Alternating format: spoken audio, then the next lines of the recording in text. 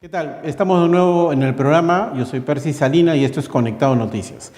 Una de las noticias que nos tuvo muy atentos durante toda la semana es este caso de la niña Mila.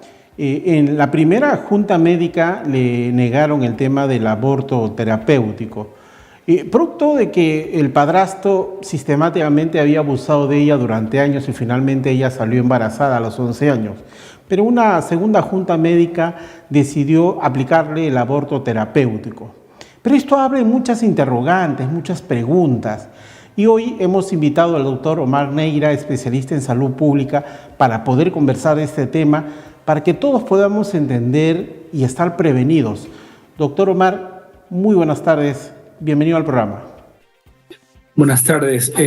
Un placer de conversar con ustedes. Gracias por la invitación. No, al contrario, es un honor tenerlo acá. Doctor Neira, usted desde su punto de vista profesional, lo del caso de la niña Mila, ¿era necesario pasar por todas estas situaciones? Una primera junta médica le negó, la segunda le aprobó, a pesar que hay una ley, un procedimiento aprobado en el Perú hace muchos años. Realmente es una situación bastante compleja. No debería politizarse y mediatizarse tanto una situación de este tipo, porque nadie se pone a pensar realmente en la niña o en el problema de fondo. Es una niña que viene siendo violentada por 4 años y no hemos hecho nada para poder evitar, y ese es el centro de discusión. Y sobre tu pregunta, pues es importante acá hacer un análisis de riesgos, beneficios. Para ayudar a tomar esa decisión, lo tienen que hacer unos expertos a la familia. Yo creo que politizar leyes y tomar decisiones por otra persona, yo soy un defensor de los derechos y libertades del ser humano, y parte de eso es defender la libertad de esta niña y su familia y explicarles los riesgos y beneficios.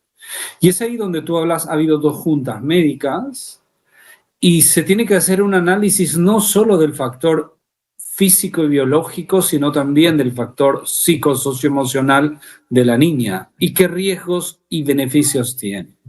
En el aspecto de biológico y físico, creo que lo han mencionado muchos expertos y desde comprensión, una niña de 11 años, yo no sé si realmente tenga el desarrollo adecuado para albergar una gestación y sobrellevar un embarazo de 9 meses. Yo no sé. La biología creo que no permite. Los especialistas, pediatras, neonatólogos y otros especialistas creo que pueden hablar sobre cuán maduro puede estar un ser humano a los 12 años o una niña y sea capaz de albergar otro ser a esa edad. Eso es en lo biológico. Y ahí, al parecer, yo sin ser especialista en ese campo, pero desde la salud pública, dado que afecta a decenas o centenas o miles de niñas, creo que puedo decir que hay un riesgo para la vida y la salud en lo biológico y lo físico, porque no están desarrolladas completamente. Pero el otro aspecto que olvidamos y podría ser más importante es el socio-psicoemocional. Y creo que ahí ponerse en los zapatos de esta niña es brutal. O sea, ¿qué ha habido en la vida? Y que ella esté en este momento en esto, en el momento difícil que va, debe ser muy complejo y hay que valorar esa salud emocional y hacer ese análisis. ¿Cuánto riesgo hay para la niña en el contexto actual en mantener un embarazo, en interrumpir un embarazo, pensando en este niña de 11 años, en su bienestar físico, psicoemocional? Doctor, y creo que ahí, claro. Una pregunta, porque lo que está diciendo es un tema muy interesante. Si bien es cierto, se ha autorizado el interrumpir el embarazo, mi pregunta, yo soy padre, tengo una niña de 15 años y el riesgo es enorme. Hay un factor que es el psicológico de la niña, que esta niña no volverá a ser lo mismo de lo que era, un infante, una niña, que el hecho execrable que un padrastro la viole y que producto de ello albergó un ser humano en su vientre, ella obviamente necesita a largo plazo una terapia bastante interesante, fuerte. Un tratamiento complejo, integral, tal vez de por vida. Tal vez de por vida. Y entonces, el Estado hoy no tiene en sus prioridades la salud mental de la población. Va a ser capaz de darle un soporte adecuado a una niña así, y es lo que deberíamos preocuparnos. O sea, debería ser que la Presidenta de la República salga con ese mensaje y no tomándose la foto en el hospital donde la niña ha sido intervenida. O sea, el Estado debe responder con proteger a los niños en su salud física y emocional. Acá la niña ha sido vulnerada física y mentalmente, psicológicamente. Y claro, lo psicológico no se ve y no se valora, pero tal vez es mucho más profundo y no sé si la niña logre ser tratada adecuadamente y sanar, tal vez se pueda. Y es ahí donde deben ir nuestros esfuerzos, nuestras reflexiones, para expresar que ese es el análisis que hay que hacer. No es una discusión de vidas y providas, de políticos, de congresistas, de presidentes, premieres, todo el mundo se mete en esta discusión. No es una discusión de valorar, darle las herramientas a la niña, a la familia, para que tome una decisión adecuada. Y cada caso es particular, no puede extrapolarse a toda la población. Ahora, doctor Neira, esto abre otra... El trabajo preventivo, el Estado o como sociedad no se está haciendo absolutamente nada desde los centros educativos, las organizaciones civiles, las iglesias, los cultos, porque estos casos no es el último ni el primero. Seguimos repitiendo esta historia en nuestra sociedad y no solo el Estado, sino toda la sociedad completa no estamos tomando acciones sobre esta vulneración a los menores de edad. Todos tenemos que involucrarnos en proteger a los niños, hombres y mujeres, niños, hombres y mujeres. Y es ahí donde nadie expresa esa capacidad de reaccionar. El Estado, hasta hoy, cuando hablo Estado, hablo de todo el aparato ejecutivo, legislativo, judicial y todo, municipalidades y todos, no han sido capaces de detener a este violador sostenidamente por 4 años. ¿Dónde está? Eso demuestra que la salud de estos niños no es prioridad para el Estado. Y necesitamos pedir, exigir, cambiar para que esto suceda. Y entonces, a ver, una niña que asista, esperemos haya asistido al colegio, pero recuerda que los últimos 4 años hemos estado en pandemia, recuerda que estos niños estaban encerrados en casa. Si recuerdas, salimos a luchar para que los niños vayan al colegio y entre las cosas que decíamos era esto, que ocurren violaciones en casa. Por eso deben ir a los colegios y ahí, si hubiera un soporte adecuado psicológico, podrían evaluar, ver que los cambios emocionales en estas niñas y decir algo sucede y empezar a intervenir la familia. Eso es hacer prevención, eso es dar soporte desde el Estado para poder llegar, pero no, la mayoría de la sociedad aplaudió el cierre escolar por 3 años en este país. Fuimos pocos los que pedimos que se abran colegios para proteger a los niños. Y estas son las consecuencias. Ahora, doctor Neira, qué importante es hacer ese trabajo preventivo de educar a los niños desde el colegio.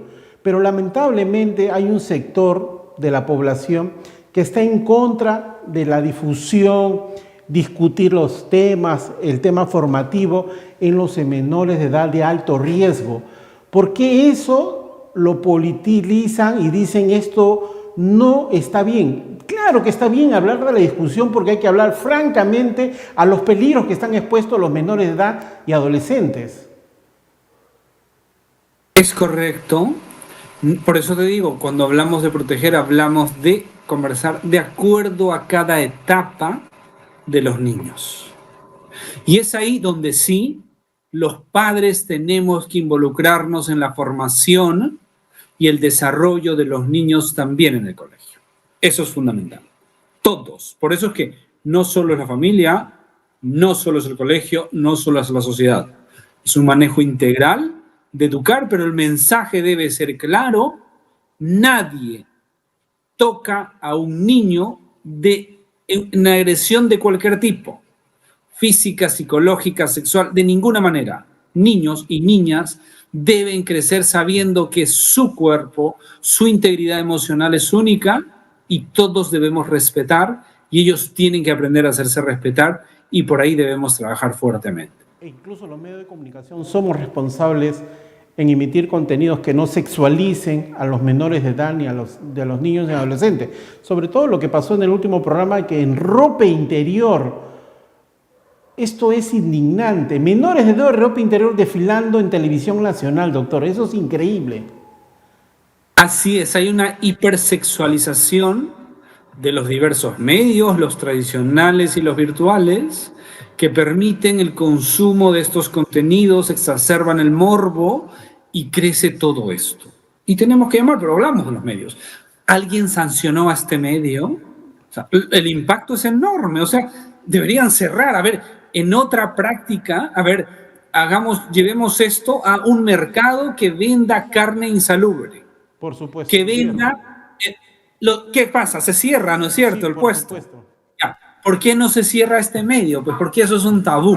¿Por qué no se utiliza estas medidas para sancionar a medios que vulneran realmente los derechos y libertades de los niños? Estoy de acuerdo con usted, doctor Neira. Quiero aprovechar su espacio también que está con nosotros sobre esta nueva variante del COVID, doctor. Se nos ha informado que hay una nueva variante. ¿Esto es una amenaza? ¿Las vacunas que teníamos ahora, la bivalente, puede cubrir esta amenaza nueva que hay en la salud pública? Yo te agradecería si entrevistas a algún burócrata del MINSA, aproveches esta pregunta porque están informando, te veo en todos los medios diciendo, está la nueva variante que llega los próximos días, los próximos meses. Preguntarle, ¿ok? ¿Y cuántas han llegado a partir de Omicron de finales del 21, o sea, todo el 22 y esta parte del 23? Muchísimo. ¿Ha generado impacto en la salud y en la enfermedad? La pregunta es esta. ¿Cuál es el propósito de decir viene una nueva variante? Ojo, pero de ahí ponen en chiquita. Pero no genera enfermedad, es como Omicron. Okay. Vamos a convivir como hemos convivido con la gripe española por 100 años, por las próximas décadas con lo que viene después de SARS-CoV-2 y todas sus variantes en una convivencia. Omicron llegó para cambiar la epidemiología. Muchísimo contagio. Nos contagiaremos y nos recontagiaremos muchas veces con SARS-CoV-2. Pero la mayoría de la población no está enfermando. Esta nueva variante también te dice el curso epidemiológico que no enfermamos, salvo los vulnerables y proteger a los vulnerables. Y sobre las vacunas jugaron un papel importante en el primer semestre del 21. Los países que accedieron a las vacunas oportunamente en el primer semestre del 21, en los que no está Perú, lograron superar la segunda ola en manera eficaz y lograron adecuadamente controlar el número de fallecidos. Después de eso llegó Omicron, nos contagió a prácticamente todos, tenemos inmunidad natural muy robusta, sumada a la de las vacunas, y lo que vino, ya está. Hoy la población en general, y eso pasa en la mayoría de países del mundo serios, no se está vacunando a la población en general. Se ha vacunado hace mucho tiempo, salvo vulnerables en contados casos. La propia OMS recomienda refuerzos para los adultos mayores vulnerables entre 6 y 12 meses. Eso dice la OMS.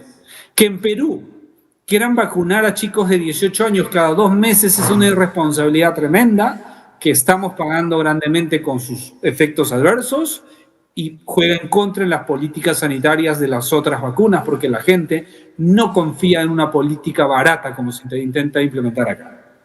Sí, doctor Neira, en eso yo coincido con usted. Y parece que el gobierno finalmente no ha hecho las acciones para el tema de la cobertura de las vacunaciones de las otras enfermedades.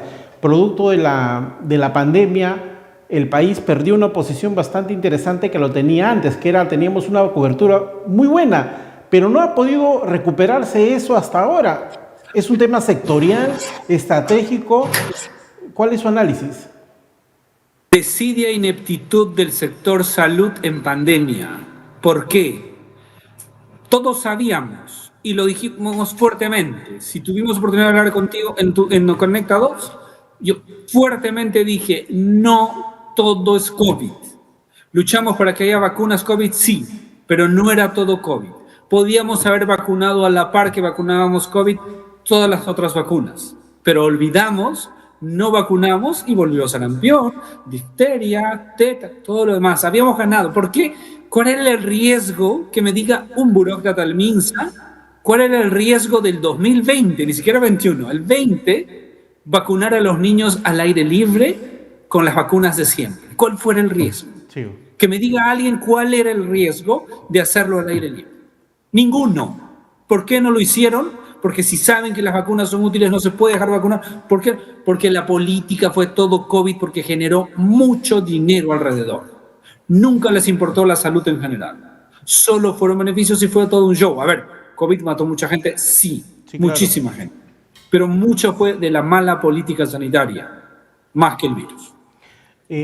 Bueno, muchísimas gracias, doctor Omar Neira, especialista en salud pública, por estar aquí en el programa. Creo que hemos abordado estos temas bastante de interés nacional.